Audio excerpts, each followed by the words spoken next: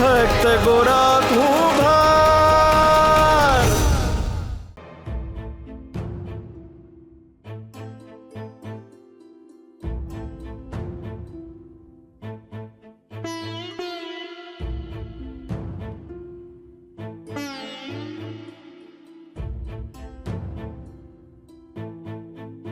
હું કામ તમે મારી નાવડી એક દિશામાં નથ વહેવા દેતા? મેં તમને કેટલી બધી પ્રાર્થના કરી હતી કે એમને ગૃહસ્થી તરફ વાળો. ભગતને જોતા મને એવો અંદેશો આવે છે કે દિવસે ને દિવસે મારાથી દૂર જઈ રહ્યા છે.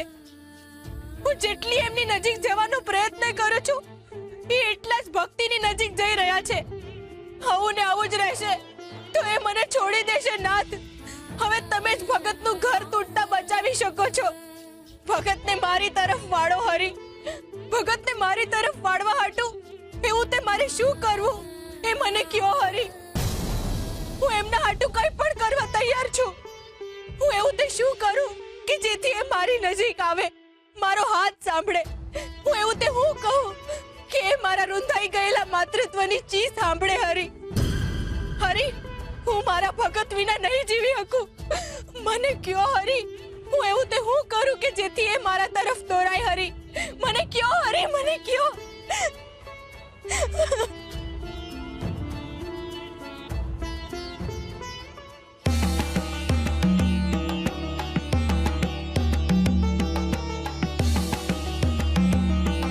આ સૂના થયેલા માતૃત્વના આંસુ છે.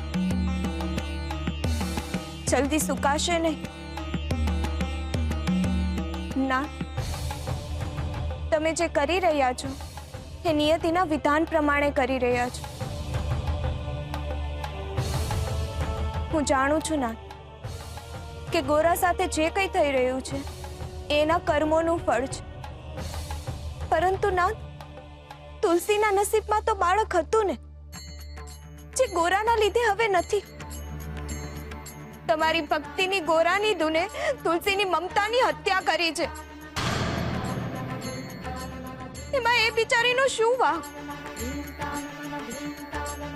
એક સ્ત્રી ક્યારેય બાળક વિહોણી ના રહી શકે, અને તુલસીના હૃદયમાં તો મમતાની સરવાણી એકવાર ફૂટી નીકળી છે. એને વરસવા માટે એના બાળકનું જીવતર જોઈએ ના. અને જો ગોરા પણ એનાથી દૂર થઈ જશે તો તુલસી સાવ એકલી થઈ જશે. અને અત્યારની એની સ્થિતિ જોઈને તો મને લાગે છે કે ગોવિંદના વિરહ કરતા પણ વધારે દુઃખી એ ગોરાના વર્તનથી છે. તમારા ભક્તની પત્ની હોવું શું એ ગુનો છે તુલસીનો? શું વાંક છે એનો કે તમે ફરી એકવાર ગોરાને એનાથી દૂર કરીને એના મમતાને હણી લેવા માંગો છો? નાથ, તુલસી તમને કંઈક પૂછી રહી છે. એના સવાલોનો જવાબ આપો. શું તુલસી ફરીવાર માં બની શકશે? શું ગોરા પીગળશે? શું ગોરા ફરીથી સંસારના માર્ગને એના જીવનનો માર્ગ બનાવશે? નાથ, આ બધા જ પ્રશ્નો તુલસીના મનને અત્યારે વિહવળ કરી રહ્યા છે. એના પ્રશ્નોનો ઉકેલ આપો નાથ. એને દિશા નિર્દેશ કરો કે એવું તો શું કરે કે ગોરા ફરીથી ગૃહસ્થી તરફ વળે. કારણ કે મને તો એવું પ્રતીત થાય છે કે ગોરાના નસીબમાં તો બાળક છે, પરંતુ તુલસીના નસીબમાં નથી. તમે કેમ કઈ બોલતા નથી? તમારા મૌનને હું સમજી નથી શકતી ના. તુલસીની આટલી કઠોર પરીક્ષા કેમ? પરીક્ષા થઈ રહી છે રૂકમણી,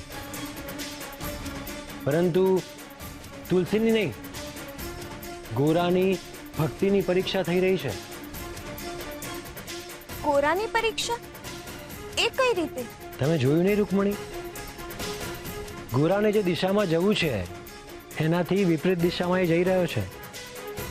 ગોરાની દશા અત્યારે એવા મરજીવા જેવી છે જેને દરિયાની પેલે પાર જવું છે, પરંતુ પરિસ્થિતિ વશ થઈને એ મધદરિયે જ ફસાયેલો રહે છે.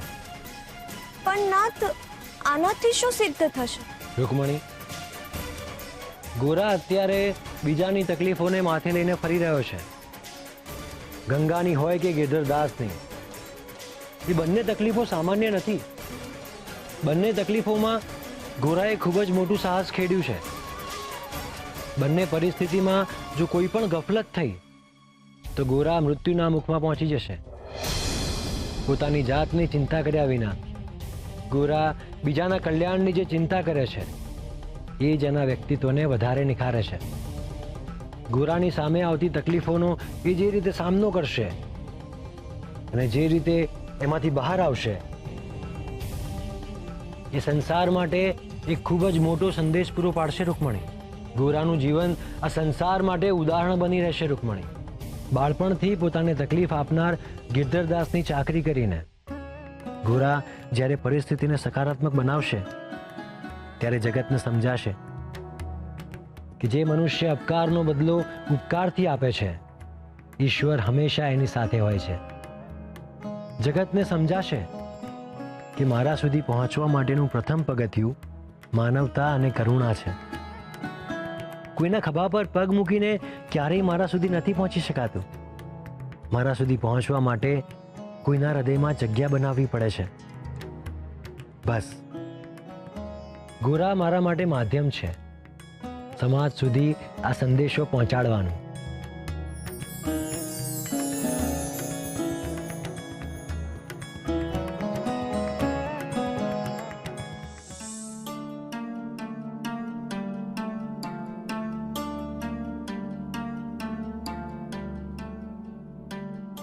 હાલો પૂજારી બાપા, તમને તુલસીનો લેપ લગાવી દઉં. એનાથી તમને નિરાત થાય ને હૈયામાં ટાઢક પડશે ને નિરાતે નીંદર આવી જાય. હાલો બેઠા થાવ.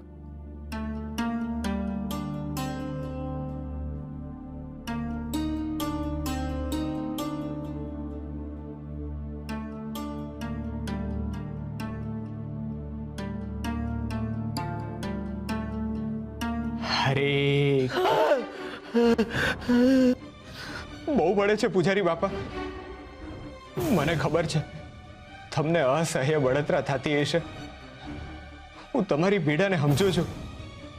અત્યારે થોડીક વાર જ બળશે, પછી તમને ટાઢક થાય. લાવ બાપા હાથ.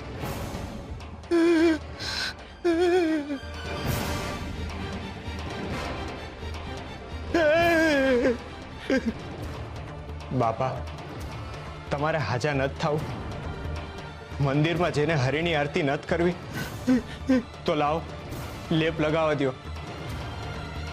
હૈયામાં હામ રાખો ને હોઠે હરિનું નામ, એટલે બળતરા ટાઢકમાં બદલાઈ જશે. આના સિવાય બીજો ઉપાય પણ છે.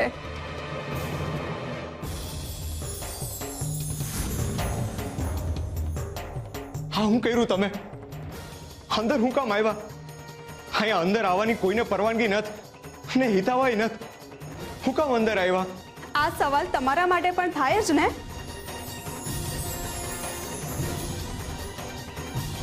તમે પણ નિસ્વાર્થ ભાવે જ અહીં આવ્યા ને.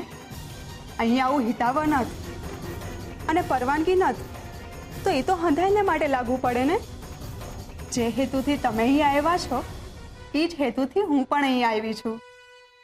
મેં જ્યારે તમને તુલસીનો લેપ કૂટતા જોયા ને ત્યારે મને થયું કે આ લેપ અસર તો હારી કરશે પણ બળતરા બહુ થશે. તુલસીનો લેપ છે અક્ષીર, પણ એ ચામડી પર બળતરા બહુ કરે. એટલા માટે હું આ તુલસીના આખા પાન લઈ આવી છું. આનાથી પીડા પણ મટી જશે અને બળતરા પણ નહીં થાય. જુઓ. જય શ્રી કૃષ્ણ પૂજારી બાપા, હું ગંગા. આડા પડો તમે.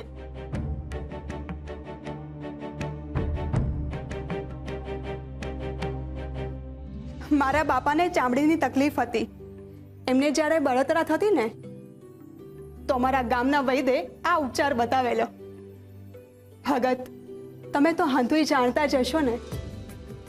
તુલસી તો હંધાઈની માં છે. જેમ એક માનો હાથ બાળકના માથે અડકે એવી જ શાંતિ અને હૂંફ પૂજારી બાપાને મળશે.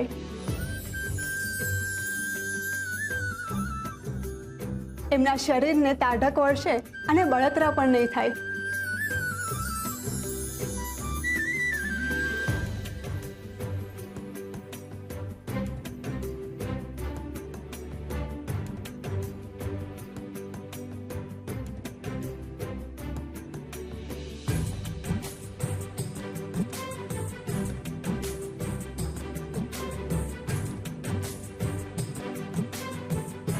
ગંગા, તમારી સેવાના લીધે પૂજારી બાપા 2 ઘડીમાં હોઈ ગયા.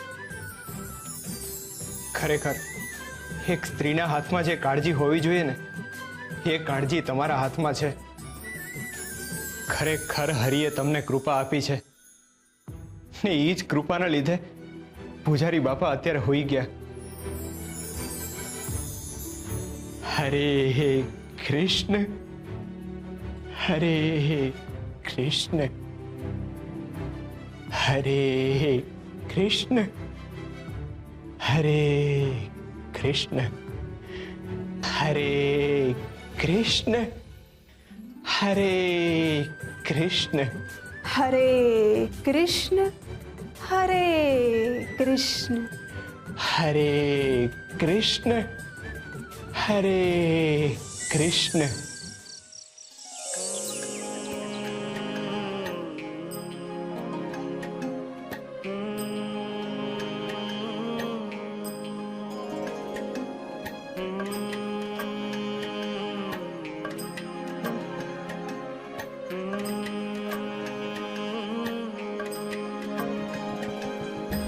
वेद धर्म हूँ काई न जाणूं, जाणूं तारू नाम, जाणूं तारू नाम. हूँ काची माटीनी काया, તું મારો ઘડનાર, તું મારો ઘડનાર. જેમ સુદામા સાથે કીધો એવો ચાહું સાર. મારા તારણહાર, મારા તારણહાર.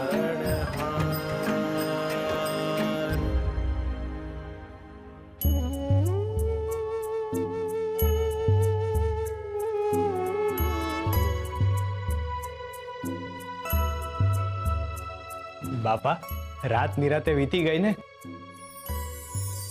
હાલો, હવે આ ઉકાળો પી લ્યો એટલે તમને જલ્દીથી સારું થઈ જાય. હાલો, ઉઠો.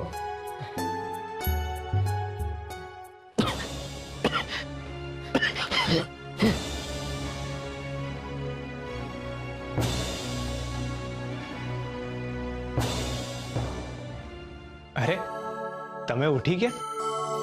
ભજન કાનમાં પડે પછી મન થોડું નિંદરમાં રહે. તમે જાણો છો તમે કેટલું સુંદર ભજન ગાઓ છો. એ તો મારો હરી જેવું ગવડાવે છે ને એવું ગાઉં છું. સવારને પણ શણગાર કરે એવા સુર હોય છે તમારા ભજનના. એ તો જેવો મારો હરી છે ને એવું જ એનું ભજન છે.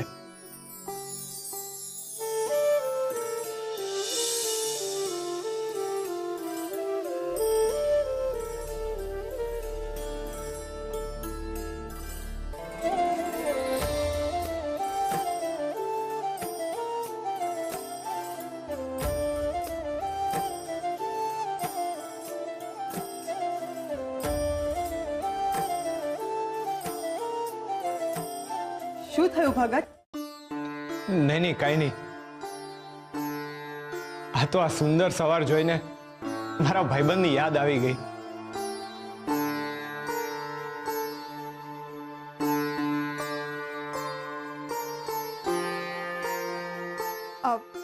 ભગત, તમને કઈ વાંધો ન હોય તો તમારી પાસે કંઈક માગું?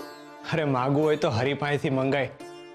બાકી દરિયો છોડીને ખાબોચિયા પાસે હાથ લંબાવો છો. છતાંય માગો, હરી અપાવશે ને તો આપી શકીશ.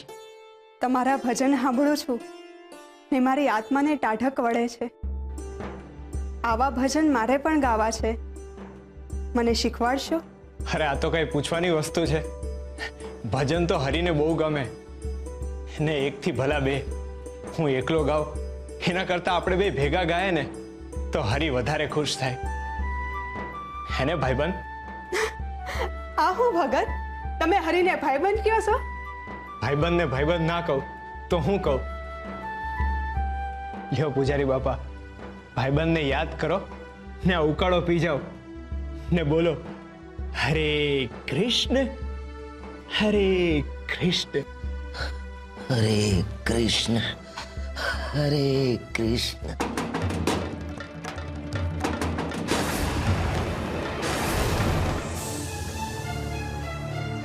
હું જોઉં છું. सूरा तू? वाह, गंगा गंगा क्या से? હું અહીંયા છું. अरे पण तू आया हूं कम आयो? હું થયું? ભા ગજબ થઈ ગયો. યુવરાજના સિપાહી ઘરમાં પહીને તોડફોડ કરી રહ્યા છે ભા. યુવરાજના સિપાહીઓ? પણ હું કામ? ही ગંગાને ગોતી રહ્યા છે ભા. કોકે યુવરાજને સમાચાર આપ્યા કે ગંગા રાજમહેલમાંથી ભાગી ગઈ હતી ને, ત્યારે ગોરા ભગતે એને આશરો આપ્યો. તું ચિંતા નહીં કર, પ્રેમથી માની જઈશ તો હું તને પ્રેમથી રાખીશ. પ્રેમથી આ મહેલની મહારાણી બનાવીશ. નથી બનવું મારે આ મહેલની મહારાણી. તમારા જેવા લોકો રહેતા હોય એ જગ્યાને બધું કરું છું. યુવરાજને આપણા ઘર ઉપર શંકા ગઈ એટલે એ આખા ઘરને ફેંદી રહ્યા છે ભા.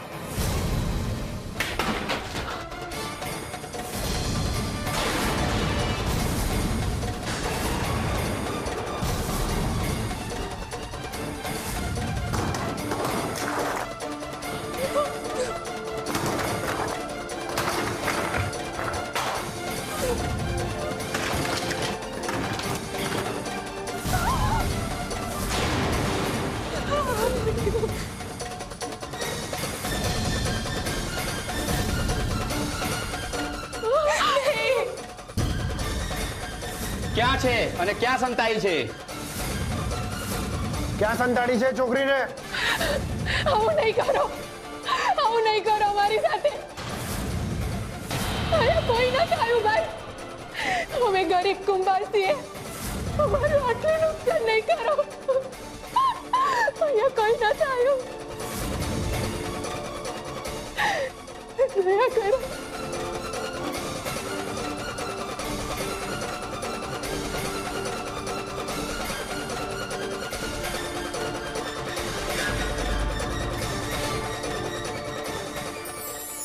નિડર સેવા. સેવા એટલે કોઈ પણ પ્રકારના લોભ કે લાલચ વિના ફક્ત ને ફક્ત નિસ્વાર્થ ભાવે કરવામાં આવતું કર્મ. પરંતુ નિડર સેવા એટલે શું? સેવા કરવામાં નિડરતા શું? મનુષ્યને કોઈની મદદ કરવી હોય છતાં પણ એની સામે એક એવી પરિસ્થિતિ આવીને ઊભી રહે જેથી એ એની મદદ ન કરી શકે. ઘણીવાર સામેવાળી વ્યક્તિનું સ્વાભિમાન તમને અટકાવતું હોય, તો ઘણીવાર સમાજના બનાવેલા નિયમો તમને અટકાવતા હોય, તો ઘણીવાર કાયદો, ન્યાય વ્યવસ્થા કે કહેવાતી મોટી વ્યક્તિના લીધે તમે કોઈની મદદમાં ન ઊભા રહી શકો. આવા સમયે મનુષ્ય ખૂબ જ નિરાધાર બની જાય છે. એની સ્થિતિ એટલી કપરી બની જાય છે કે એની પાસે મૃત્યુ જ એક માર્ગ વધે છે. આવા સમયે જો મનુષ્ય બધા જ બંધનોનો વિરોધ કરીને નિડરતાપૂર્વક સાચા હૃદયથી એની સેવા કરે તો એ મનુષ્ય ઈશ્વરનું કામ કરે છે. યાદ રાખજો, નિડરતા રણ મેદાનમાં જ નહીં, કોઈની મદદ કરતી વેળાએ બતાવવી એ પણ શૂરવીરતા જ છે.